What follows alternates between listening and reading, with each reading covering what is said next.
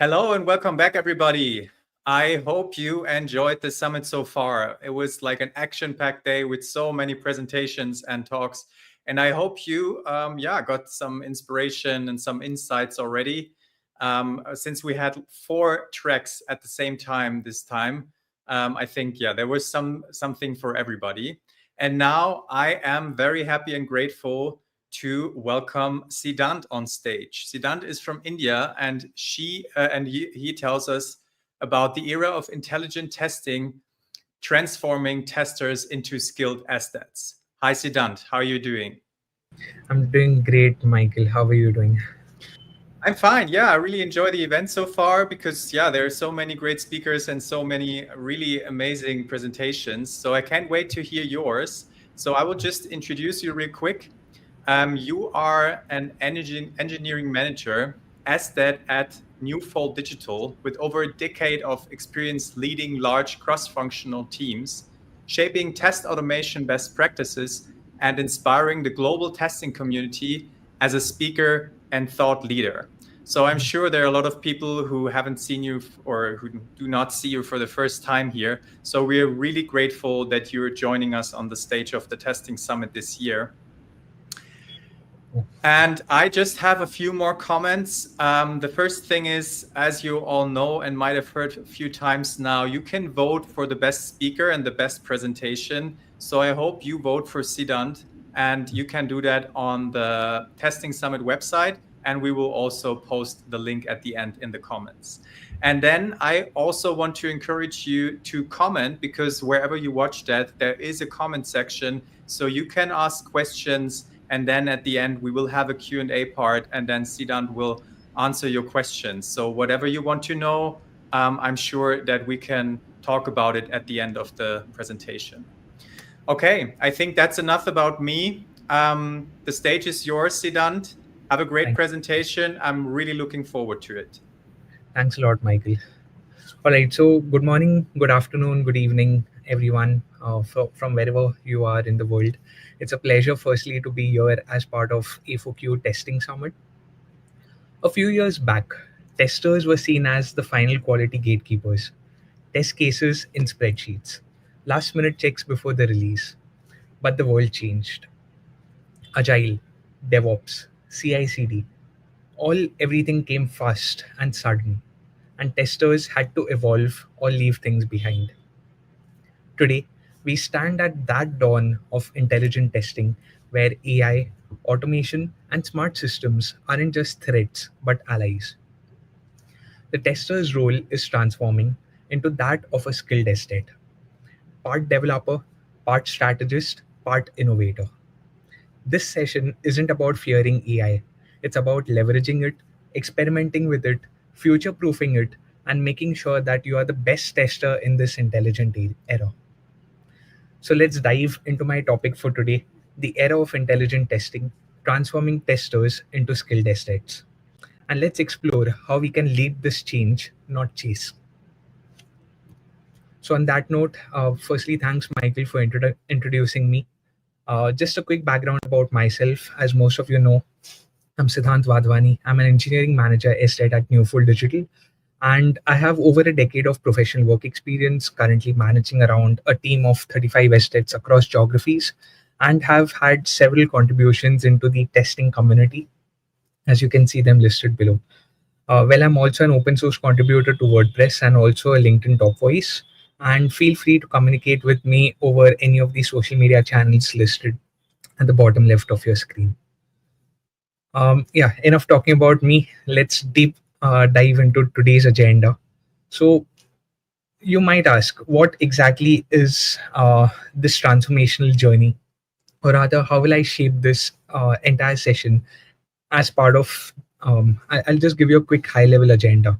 So as most of you know, software testing was a checkpoint at the era of a software development lifecycle, a necessary evil that was catching bugs before customers did. But the world has constantly changed. We have seen that transformational change, the transformational impact, all the way from 1985 till present. The world that we live in today moves too fast for old rules. And in this digital first AI infused landscape, testing has also evolved. No longer are we those quality gatekeepers, rather, more of a catalyst for innovation and making sure that we provide confidence to businesses. So, today we officially step into that era of intelligent testing where quality isn't just a goal, it's embedded into our DNA for every sprint, story, and every release. So, exactly that is how I will start off with the introduction to the era of intelligent testing. Later, we move on to how we transform testers into multi skilled SDETs. Now, when I talk about this, it isn't just a job title upgrade, it's a transformational journey. Testers of the past were bug hunters. Whereas if now you talk about modern SDETs, which is software development engineers in test, it's more of like being a hybrid athlete, where you're partly a developer, partly a QA, and part of a DevOps engineering ecosystem. And don't forget, you have now generative AI as your playing tool mechanism. So that is exactly where I will also uncover how the role of AI has grown and what it demands today, how it is reshaping and redefining the career objectives, the career trajectories for those that are bold enough to hold and embrace it. Next, I will also deep dive into shift left testing, as most of you all would have already heard about it, but at the same time, also focusing on shift right testing, because that's where you introduce in sprint automation, you focus more around CI CD, and you're building faster and you're testing smarter. Next, we also talk about most important things, that is metrics that matter. And that's exactly where you should be measuring things what move the needle. So we all know that not all metrics are created equally, and what may work for one organization may not work for the other. So chasing vanity numbers like number of test cases executed or pass percentage is outdated. Instead, we'll zero in on actionable metrics that truly reflect product health, release readiness, and the user impact, user experience impact. Lastly, I will also walk you all through different stages of leadership styles and what helps best for you yourself, whether you're a leader, a manager, or an individual contributor. So, what is that transformational journey that will impact you and not make you remain static in this transformational journey? So now a lot of agenda, a lot of theory already spoken. Let's deep dive into some of the evolution of the software testing roles and how we have come this far. Once upon a time, in the bustling world of software development, a silent crisis was brewing.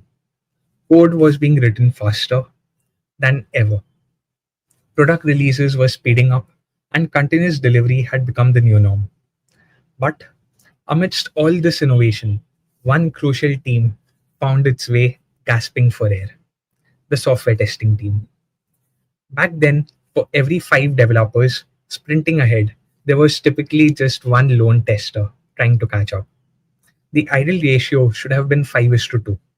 But resource constraints, as most of us know, and an underestimation of QA's strategic importance meant testers were perennially outnumbered and more of considered as overheads when testing became ballooned up and inevitably production defects creeped in. Customer complaints mounted, the morale within the QA team members kept taking a hit, and releases became riskier than ever. And I'm sure all of us have already been through that phase, that journey. But like every good story, a transformation was on the horizon. So that's exactly the era of where quality assurance engineers that manually clicked through test cases gave way to automation engineers. They wielded Selenium scripts and test frameworks, yet even that wasn't enough. The industry needed a new kind of a hero, someone who could think like a developer, test like a critic, and integrate seamlessly into the CI/CD world. And that's exactly where we entered into the world of software development engineers in test. Not just a tester, but a coder, a collaborator, and a quality guardian. SDETs, as part of this role, blurred the lines between development and testing.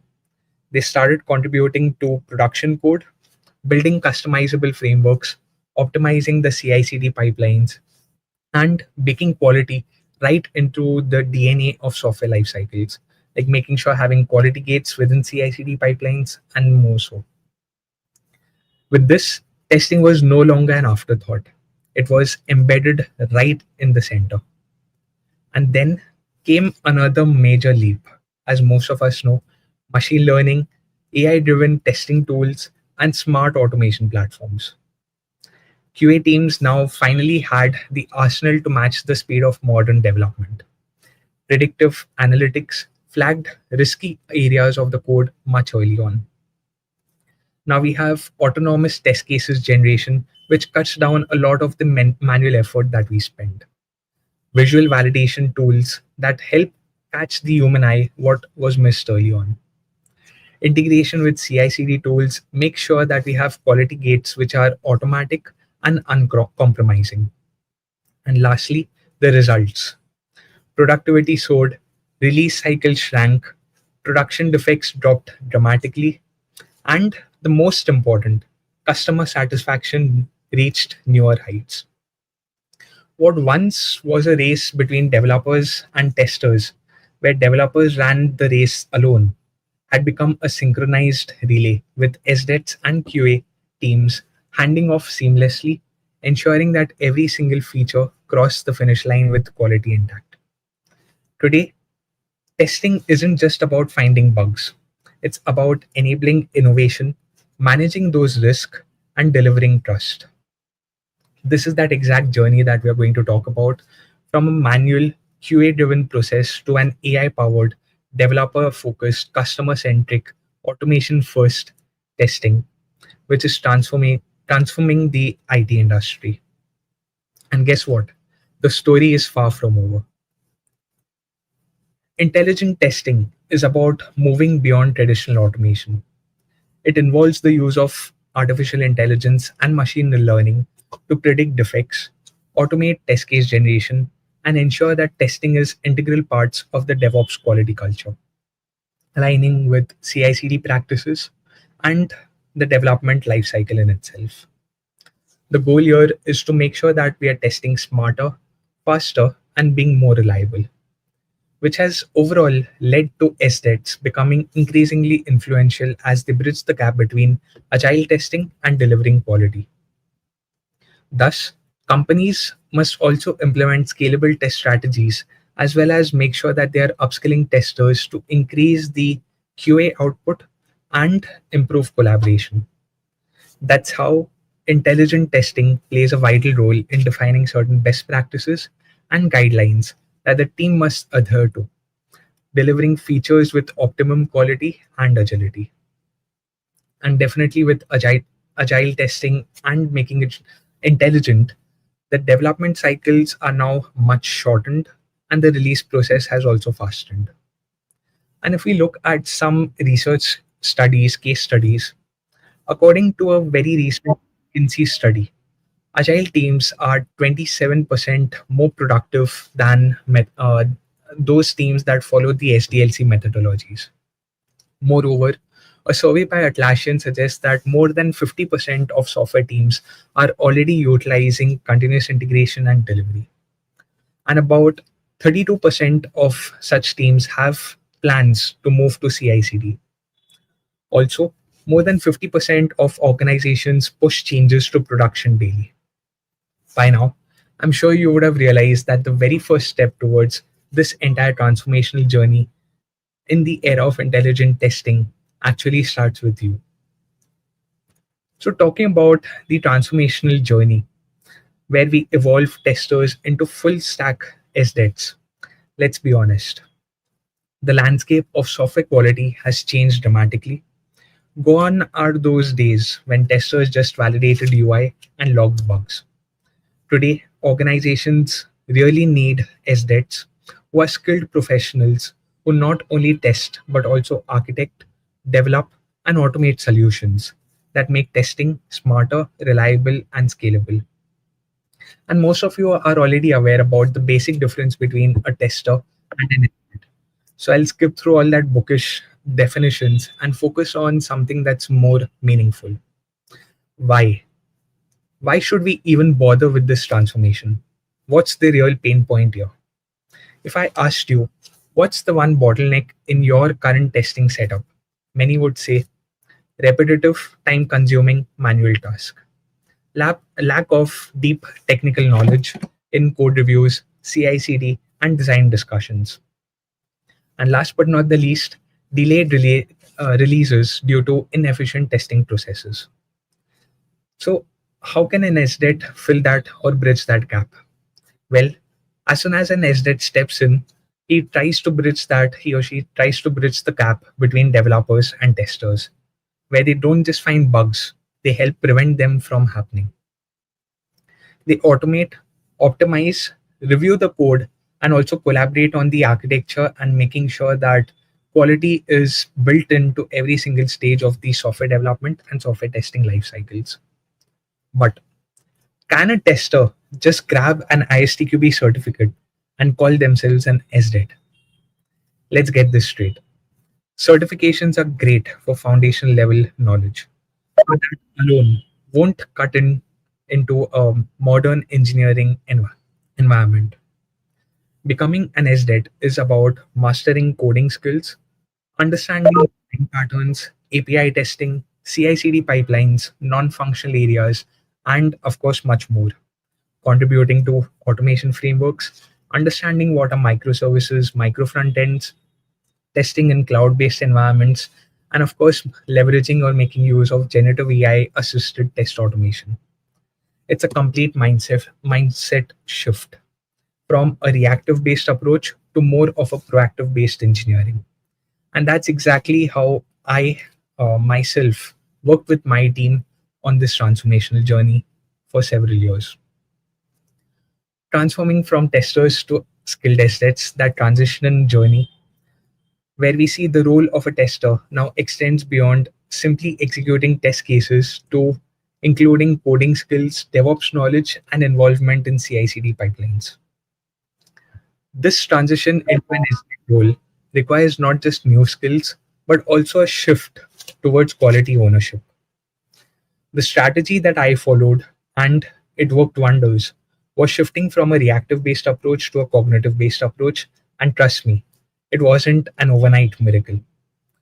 Organizations can also follow these 6 stages to evolve testers into SDETs. If I talk about reactive approach, that was a phase long back when we had no dedicated testing teams.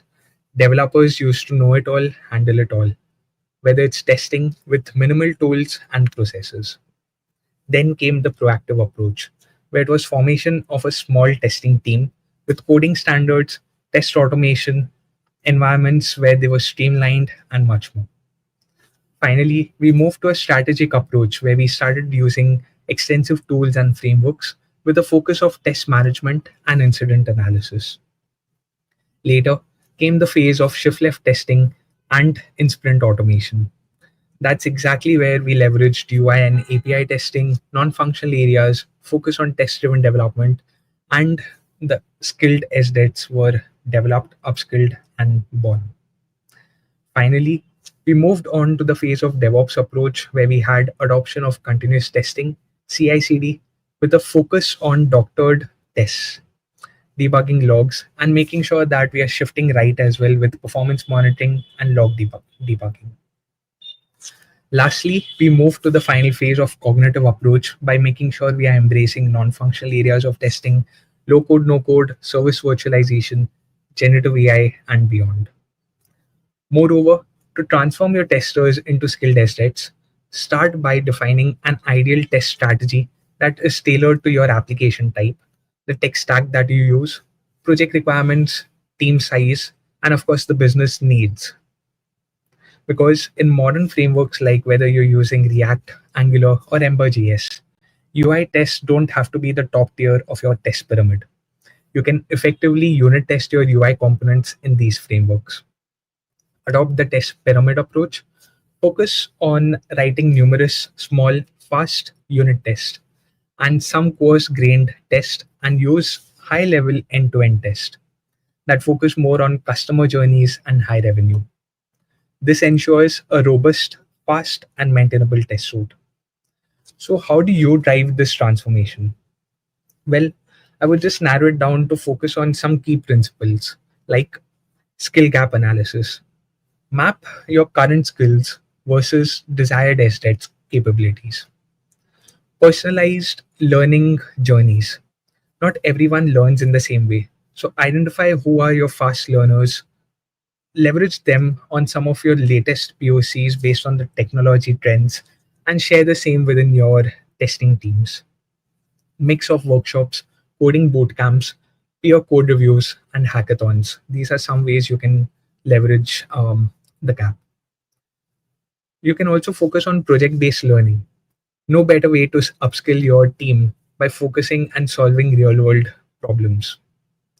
You should make sure that you're focusing maybe 10% of the overall efforts that you spent in a year on continuous learning culture, where you're fostering curiosity and self learning with access to modern tools, AI driven test solutions, and cloud based platforms.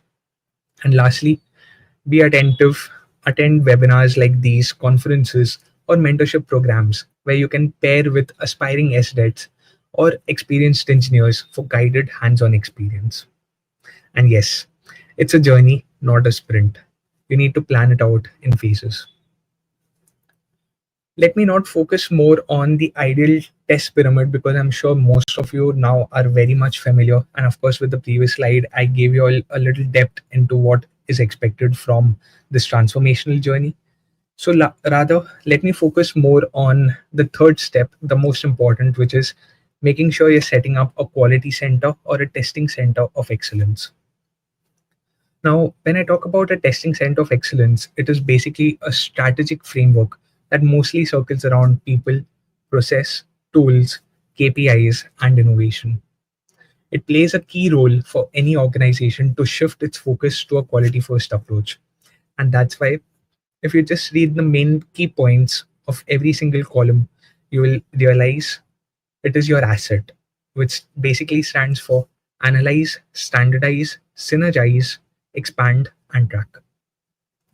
So, here, if I just had to quickly summarize how a testing center of excellence would add the base value for any organization, the steps involved in setting a test center of excellence for an organization would mostly circle around analyzing the business requirements, the vision, and the priorities, as well as making sure that you do some SWOT analysis for identifying the strengths, weaknesses, opportunities, and threats. Next, you move towards standardizing processes, best practices, guidelines, and defining KPIs for measuring performance. Third, you focus on synergizing, where now you bring all your teams together to align with the business goals and focus more on a quality first approach. Fourth, expand. Here is where you share that knowledge, share those learnings across other business units to improvise on the strategies and expand accordingly. Last but not the least, track. That's where you create your dashboards to make sure that you're tracking metrics like whether it's the return on investment, or you can use CMMI, Kokomo, or various other models for this regard. Certainly, there are challenges that most organizations face when they are initially setting up a test center of excellence, where it could be significant investment in time, effort, and money. It can also be an uphill battle to obtain organizational commitment. There could be difficulties associated with provisioning the right set of skills, nor overcoming the lack of communication. And lastly, setting the direction and prioritizing the effort and tasks that it takes for implementing a test center of excellence. All of this could really be challenging. But trust me, if I put stats, because most of the business leaders would like to hear numbers, organizations that have adopted a test center of excellence have reported that they were able to achieve 50 to 70% level of automation in testing with an average of 30% reduction in their test cycles and also reduced defect leakage of around 2%. So I think these metrics matter a lot and it's worth your while to set up a test center of excellence. But now let me quickly deep dive into the transformational testing era with generative AI. And I just want to throw some light on how we got here. As most of you know, we started with testing flows manually, clicking through UIs, hoping for the best. Then came simple scripts, and it evolved into a far-fetched, solid, robust automation frameworks like Robot Framework or many more. And that made a lot of our lives easier. Remember the days when writing one automated test felt like a career highlight. Now, if you look at the current setup that we have built CI/CD pipelines that feel like they have a personality. Automation has evolved right since then, and so much. And when we look at the last 2 years, it's been all about generative AI and how we can integrate, embrace, and experiment in the fields of testing and automation. So let us understand a little bit about what exactly is generative AI. Well, generative AI is a powerful technology which enables computers to create human like content, including text, images, music, code, etc. It learns from vast datasets to produce outcome that ranges from realistic to imaginative. It's more of now from a discriminative, descriptive era to a generative era, and hence the name. So beyond being a tool, it's more of like a creative collaborator, which is revolutionizing a lot of fields, especially problem solving and testing for that matter, opening new frontiers for innovation across various fields. And I generally relate this topic with the Tesla analogy. This is, well, the favorite part of my slide. So, all eyes here. AI powered test automation needs human oversight. Just imagine if you were cruising down the highway in a Tesla, letting your car handle most of the driving with its advanced self driving capabilities. You sit back, feeling confident in its AI powered system, which detects lanes, obstacles, and even predicts potential hazards. It feels almost like magic until suddenly the unexpected happens. A new roadblock appears. Maybe there's overnight construction work that wasn't there a few hours ago. Your Tesla, despite all its sensors and AI processing power, it wasn't pre trained for this specific scenario. It might slam on the brakes abruptly, struggle to reroute efficiently, or in some cases, require you to take over the steering wheel. That's when you realize this is not full autopilot. It's just an advanced cruise control system. And that's exactly where we stand today with AI powered test automation. Generative AI, large language models, and intelligent automation frameworks like whether you call Robot Framework, Selenium, or Copilot powered test generators are revolutionizing the way we test software. They can self heal test cases, auto generate scripts, predict failures, and optimize test execution, just like Tesla's system optimizes your driving experience. But just like a Tesla needs human oversight, AI in test automation cannot operate in a vacuum. So let us look at some key use cases that I would like to bring across. But just remember one thing: generative AI in software testing can reduce manual efforts by automatically generating test cases, identifying issues, and optimizing your code, which will definitely lead to faster development cycles and more reliable software. When you integrate AI into your testing processes, it can bring significant benefits, but it's important to approach it in the right way to maximize those benefits. So, yes, there are a lot of best practices which I'll talk about, which is making sure that you start small and focus on one or two use cases at first to make sure that it is demonstrating the value that you require. You also ensure that the data that is used for training and testing these AI models is of the highest quality, representative of the real world scenarios, and the accuracy is also looked at. Use a test automation framework that incorporates AI experiments into its testing process. Make sure that you're developing a strong feedback loop to continuously improve the AI models and, of course, the overall testing process. Last but not the least, monitor the performance of each of these AI models and experiments regularly. to ensure that it is delivering the expected results. And last but not the least, make sure you're using ethically. Of course, when I talk about these 10 top 10 use cases of generative AI, it could vary from all the way from test case generation, whether it's manual or automated, intelligent test data generation, test script being enhanced or optimized, automated bug detection, predictive test execution optimization, AI driven performance testing, automated test result analysis, AI in continuous integration, document generation through AI, and last but not the least, real time communication and collaboration, where you integrate AI with your specific tools.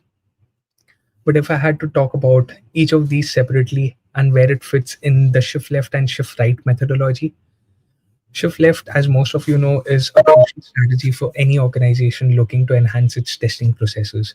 So if you talk about automated test case generation, intelligent test data generation, code reviews through AI, all of this can be focused on the shift left era.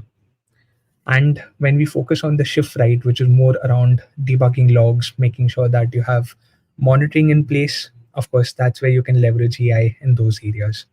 And it's not like you don't focus at the center at all. That's where you can also have quality gates in place and leverage AI there. So again, most of you may have a somewhat similar or a different CI/CD implementation in place.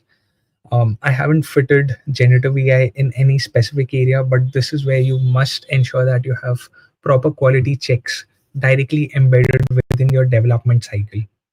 And by making sure that you automate tests as soon as possible within the early phases, we are ensuring that the quality is also maintained throughout the sprint.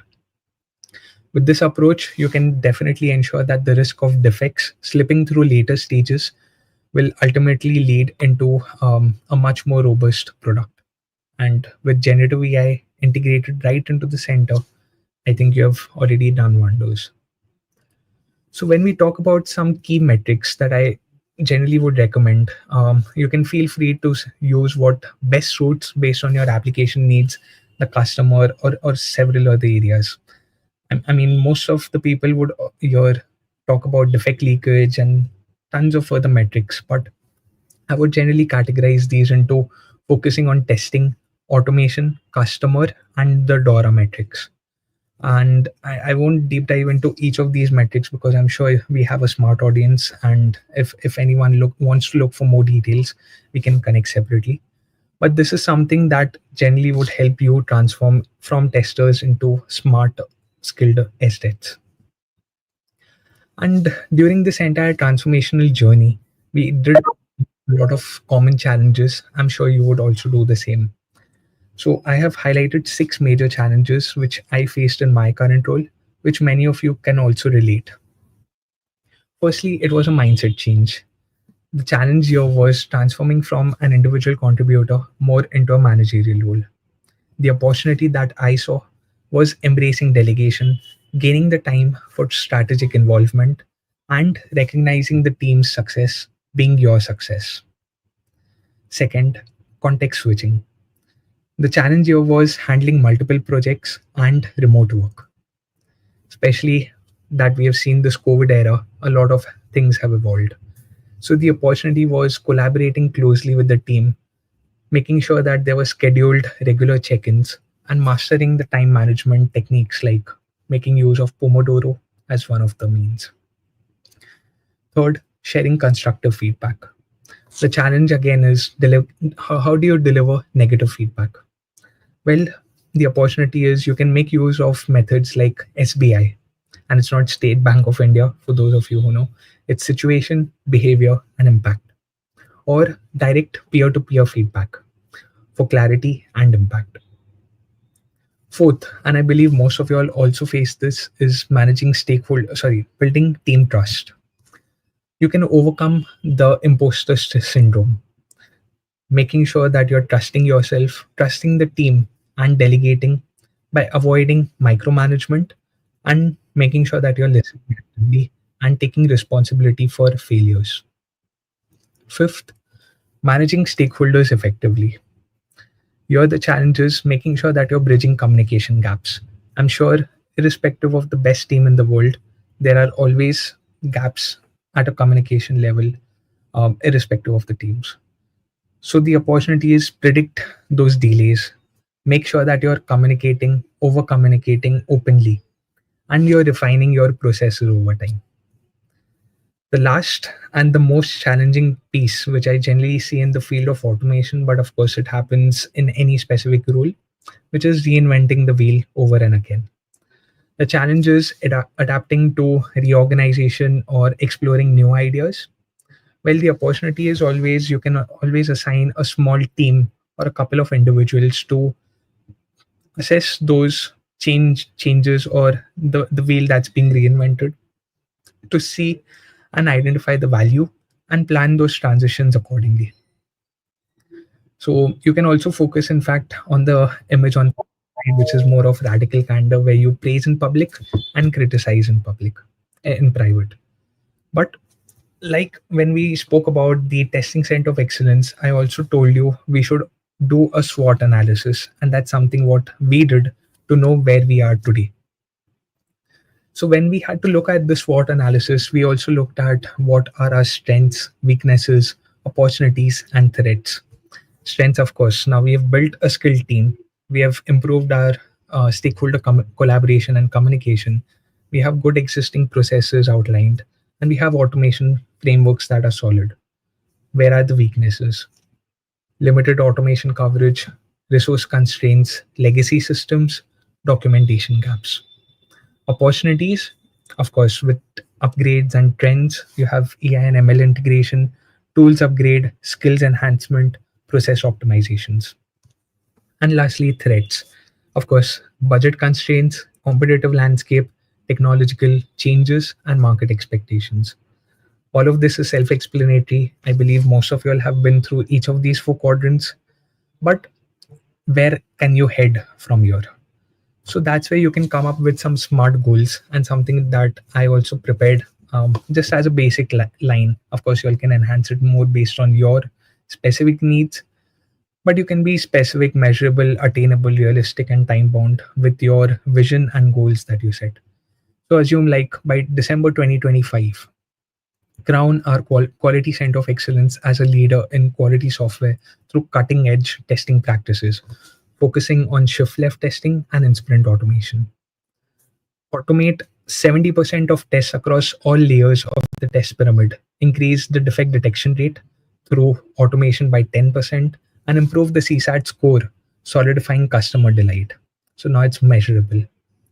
Ambitious yet achievable, fueled by phased execution and continuous learning. Realistic when you're aligning with the business goals, enhancing the market edge, and driving long term success. And time bound, like we have already set a goal that by end of year we plan to achieve these targets. But again, having a goal in place, doing your SWOT analysis is just the tip of the iceberg. What's your ideal strategy in the way you would approach these problems? So what's next? Of course, teamwork is the main piece, but how would you split it into process, customer driven, and team driven? So with process, let's say focus more on building your shift left testing and in sprint automation. When it comes to customers, make sure that everything that you're building is customer centric and you focus on quality. And last but not the least, team, where you're making sure that your team is not left behind. You're innovating, you're making sure that there's continuous learning and there's quality that's built in right into its culture. And yeah, I have again listed out some patterns, some areas that you can focus on each of these. I won't deep dive into that. Again, we have a smart audience here. But let me just put up a quote by Walter Chrysler. Some people create their own opportunities, others go where opportunities are the greatest, and the rest fail to recognize opportunities even when they are face to face with it. So, when I talked about adapting leadership styles for continuous learning, what is it that you as managers or you as individual contributors can do? Well, being a manager myself, the way I would focus on upskilling my testing team is more of a crucial way to unlearn the legacy methods and adopt more of practical, modern, developmental models. The QA role has evolved significantly over the last decade, yet 70% of the testers seek the right courses for skill enhancement driven by better pay, job security, respect, and career growth. So, here I would recommend considering the 70-20-10 model, which mainly focuses on 70% learning from the on the job experience, 20% is more from peer networking, and the remaining 10% is through formal training sessions. The latter 10%, which I speak about, is more around utilizing platforms like whether it's LinkedIn Learning, Udemy, or communities like BrowserStack, TestTribe, webinars, and conferences like this, and many more to upskill your knowledge. Building an effective testing team requires recognizing your strengths and weaknesses. Tools like the Gallup Clifton's strength and weakness assessment model can help you in this regard, where it allows you for constructive feedback, open communication, and defining smart goals. And of course, you need to start delegating and trusting your team rather than relying more on micromanagement. Finally, foster team cohesion through bonding activities, whether it's a buddy program or you're meeting through on-sites and off-sites, making sure that you're having regular one-on-ones with your individuals, and you're also sharing business updates on a timely basis. I generally don't talk about this, but most managers also seem to have different varying leadership styles. So, how do you adapt to some of these? Finally, we have come to the final and one of the most important topic of today's session. This is extremely important for all those leads, principal architects, managers, or above, as well as those individual contributors who aspire to transition into the leadership or management path someday. How to adapt to a leadership style that you could fit in any situation. As a leader, you may want to lead from the front in a barricade storming style, or hold back and hear what the team has to say, or even withdraw entirely from view and work unseen. All such options are possible as long as it builds the team, motivates the individuals, and gets the result. Well, if I talk about the top 10 leadership styles, it's more around being a coach, a visionary, a servant leader, an autocratic, or you can say a laissez faire or handoffs, where you're more into delegatory and autocratic, being a democratic, a pace setter, being in that transactional, traditional behavior, bureaucrat, or a transformational leader. But don't you think, or don't doesn't this seem quite a bit to digest? So that's why I have grouped all of this into 6 leadership traits with a symbolic representation. Let's look at each of these and understand what they signify. When we look at the first one, which is star, it's more around focusing on strengths, teamwork, alignment, and results. That's how you are a star, you're a visionary, or you're an all rounder. A person, a team lead, a manager, or an individual contributor who falls within this kind of a leadership style is someone who is the best suited for any job. But again, it's not necessary that you may have just one leadership style, you can have multiple. So let's look at some of the others where you're more of a guide, where it comes to being like you can compare it with parents, more of a servant leader, where you're protective and nurturing. You're making sure that you're holding your team every single step of the way. On the other hand, you have a tiger who is more aggressive and fierce. So more result driven, more result oriented, and sees value in delivering. Then you have a geese. So you can think of it more of like a distributed leadership.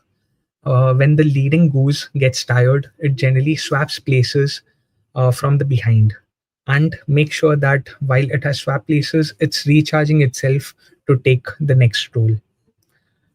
When we talk about diamond, it's more of transformational challenging, because only when you heat it and you basically get the best bright and the best shape. So it's more of like cutting edge coaching, assessment, and training that shapes you into being the best possible leader.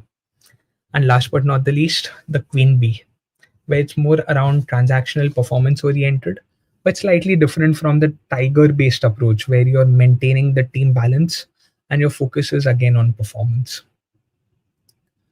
So I leave you all with a very nice quote by Daniel Goleman, who is an author of the New York Times. The best leaders don't know just one leadership style. They are skilled at several and have the flexibility to switch between styles as the circumstances dictate. And with this, I'd like to conclude my today's session on the era of intelligent testing, transforming testers into skill testeds. So thank you, one and all. Feel free to scan my badge and let's connect over any social media platform. Thank you. Okay, perfect. If you want to, you can leave that a little bit longer on the screen just to so people have the chance to scan that. So, but thank you very much for your presentation. I think that gave a very detailed overview. There's not that much time left for questions, but yeah, maybe we just keep that for a while there so that people can contact you. Yeah, there's not that much time left. We are almost at the end, but maybe we have time for at least one question. Let me see. Here, with AI and Gen AI tools assisting in automation and test generation, do you think the role of an SDET will become obsolete? Okay, fantastic and very relevant in 2025 and beyond.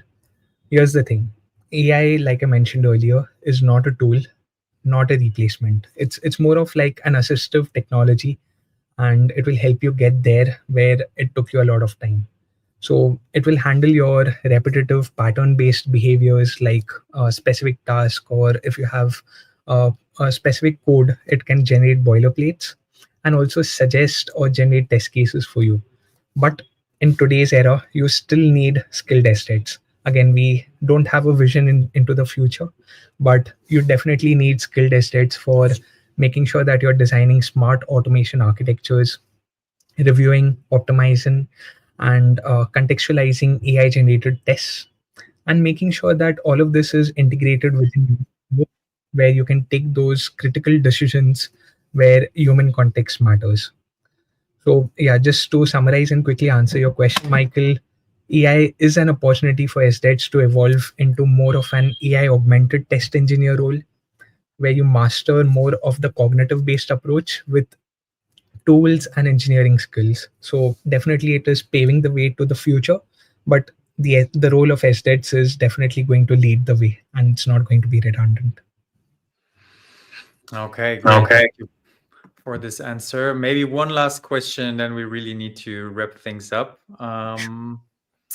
What are some of the biggest mistakes organizations make while trying transitioning their QA teams into SDETs? Okay, that's another great one. So I would just categorize these into the three biggest mistakes I've generally seen. And again, it could vary, but this is something that I've always seen. The first one is one size fits all. Not everyone starts from the same skill level or learning style. So that's why I shared different leadership styles, different learning techniques, which you need to tailor and have personalized growth plans for your team. Second, here you focus more only around tools where you're ignoring the mindset. So being an SDET, it isn't just about knowing whether it's Selenium, Cypress, or XYZ framework or tool.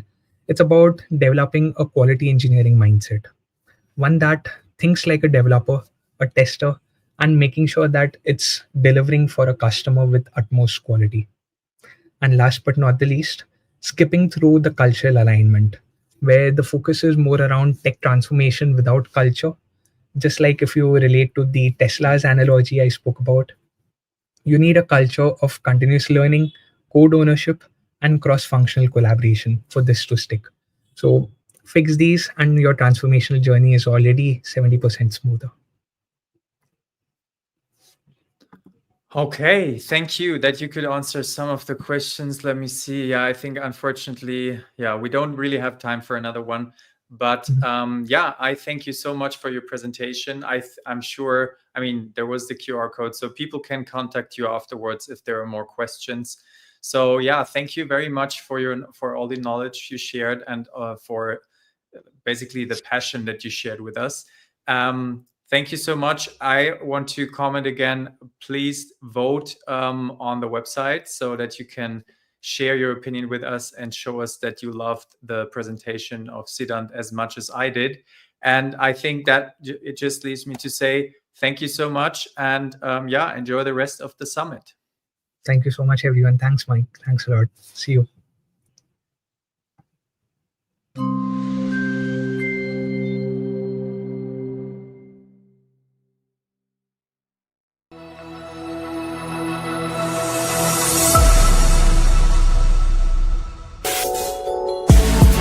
Software testers. Move beyond theory and master testing with the AI-powered ISTQB add-on practical tester by A4Q program.